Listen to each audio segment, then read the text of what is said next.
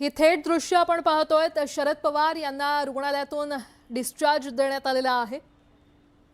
प्रकृतीच्या कारणास्तव त्यांना रुग्णालयात दाखल करण्यात आलं होतं आणि आता शरद पवार यांना रुग्णालयातून डिस्चार्ज देण्यात येतोय। यानंतर ते थेट त्यांच्या निवासस्थानी जातील आणि या संदर्भात अधिक माहिती देत आहेत आमचे प्रतिनिधी अभिजित पोते आपल्या सोबत जोडले गेलेले आहेत। अभिजित, नक्कीच आपण पाहतोय की शरद पवार यांना तब्बल 5 दिवसानंतर आता रुग्णालयातून डिस्चार्ज जो आहे तो देण्यात आलेला आहे। सोमवारी खरं तर शरद पवार यांना खोकल्याचा त्रास सुरू झाला आणि इन्फेक्शन झाल्यामुळे पुण्यातल्या रुबी हॉल क्लिनिकमध्ये त्यांना उपचारासाठी दाखल करण्यात आलं होतं आणि त्या दिवसांपासून आजपर्यंत याच रुबी हॉल क्लिनिकमध्ये शरद पवारांवरती उपचार सुरू होते। काही आजार किरकोळ आजार शरद पवारांना झाले होते, ज्यात खोकला असेल किंवा छातीमध्ये थोडंसं इन्फेक्शन जे आहे ते झालं होतं आणि त्या आजारावरतीच मात करत शरद पवार आता रुग्णालयातून बाहेर येताना दिसत आहेत। त्यांच्यासोबत खासदार सुप्रिया सुळे आहेत, प्रतिभा काकी आहेत, हे सगळे पवार कुटुंबीय या ठिकाणी उपस्थित आहे आणि आता शरद पवारांना रुग्णालयातून बाहेर जे आहे ते नेण्यात येत आहे। खरं तर डॉक्टर ग्रँट यांनी दिलेल्या माहितीनुसार शरद पवारांची प्रकृती आता उत्तम आहे। फक्त पुढचे 4 ते 5 दिवस त्यांना जो आहे तो आराम करावा लागेल।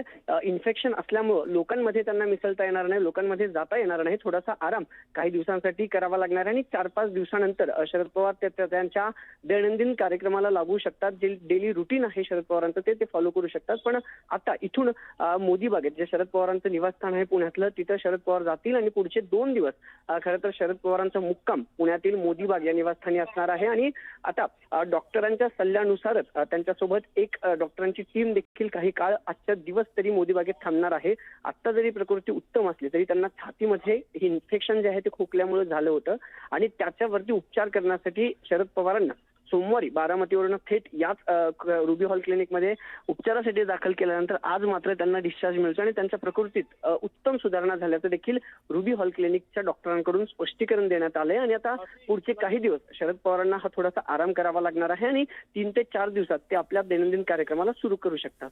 ठीक आहे अभिजित, अपडेट घेत राहू। तुर्तास धन्यवाद या संपूर्ण माहितीसाठी। तर शरद पवार यांना रुग्णालयातून डिस्चार्ज देण्यात आलेला आहे। रुबी हॉल क्लिनिकमध्ये पवारांवर उपचार सुरू होते, मात्र आता पवारांची प्रकृती उत्तम असल्याची डॉक्टरांकडून माहिती देण्यात आलेली आहे आणि तब्बल 5 दिवसानंतर शरद पवार यांना डिस्चार्ज देण्यात येतोय। शरद पवार यांना सध्या विश्रांतीचा सल्ला देण्यात आलेला आहे। पुण्यातल्या रुबी हॉल क्लिनिकमध्ये शरद पवार यांच्यावर उपचार सुरू होते। प्रकृतीच्या कारणास्तव गेल्या 5 दिवसांपासून शरद पवार यांना ॲडमिट करण्यात आलं होतं आणि त्यानंतर आता शरद पवार यांची प्रकृती उत्तम असल्याची माहिती डॉक्टरांनी दिलेली आहे। फक्त त्यांना विश्रांतीचा सल्ला देण्यात आलेला आहे। शरद पवार यांना आता रुग्णालयातून डिस्चार्ज देण्यात आलेला आहे आणि आता ते थेट त्यांच्या निवासस्थानी जातील। मात्र डॉक्टरांनी त्यांना विश्रांतीचा सल्ला दिलेला आहे। 5 दिवसांपासून त्यांच्यावर उपचार सुरू होते रुबी हॉल क्लिनिकमध्ये। गेल्या 5 दिवसांपासून म्हणजे सोमवारपासून शरद पवार यांच्यावर उपचार केले जात होते, मात्र आता पवारांची प्रकृती पूर्णपणे बरी असल्याची माहिती डॉक्टरांनी दिलेली आहे। त्यांची प्रकृती सुधारल्यानंतर शरद पवार यांना रुग्णालयातून डिस्चार्ज देण्यात आलेला आहे आणि आता ते थेट त्यांच्या निवासस्थानी जातील। तिथे विश्रांतीचा सल्ला डॉक्टरांनी दिलेला आहे। त्यांच्यासह सुप्रिया सुळे, प्रतिभाताई पवार या देखील उपस्थित असल्याचं पाहायला मिळतंय।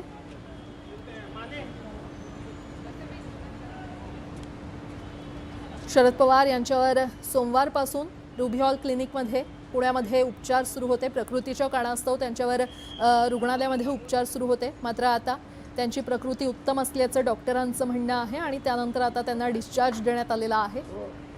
विश्रांतीचा सल्ला डॉक्टरांनी शरद पवार यांना दिलाय। गेल्या 5 दिवसांपासून शरद पवार यांच्यावर रुग्णालयामध्ये उपचार सुरू होते। सोमवारी त्यांना रुग्णालयात दाखल करण्यात आलं होतं, त्यानंतर आता त्यांची प्रकृती उत्तम असल्याचं डॉक्टरांनी स्पष्ट करत त्यांना डिस्चार्ज दिलाय।